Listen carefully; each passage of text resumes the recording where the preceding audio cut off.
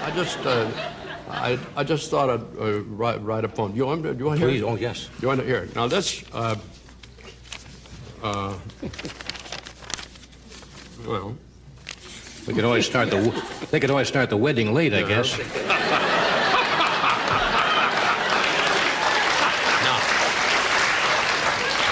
Now, the title of it is Beau. That's the name of the dog. He never came to me when I would call unless I had a tennis ball, or he felt like it. But mostly he didn't come at all. When he was young, he never learned to heel or sit or stay. He did things his way. Discipline was not his bag, but when you were with him, things sure didn't drag. He'd dig up a rose bush just to spite me, and when I'd grab him, he'd turn and bite me. He bit lots of folks from day to day. The delivery boy was his favorite prey. The gas man wouldn't read our meter. He said we owned a real man-eater.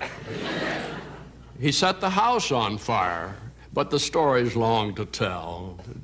Suffice to say that he survived and the house survived as well. And on evening walks, and Gloria took him, he was always first out the door. The old one and I brought up the rear because our bones were sore. And he'd charge up the street with Mom hanging on. What a beautiful pair they were. And if it was still light and the tourists were out, they created a bit of a stir. But every once in a while, he'd stop in his tracks and with a frown on his face, look around.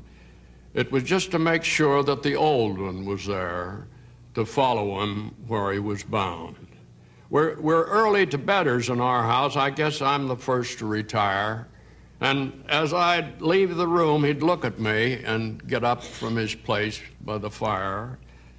He knew where the tennis balls were upstairs, and I'd give him one for a while, and he'd push it under the bed with his nose, and I'd dig it out with a smile.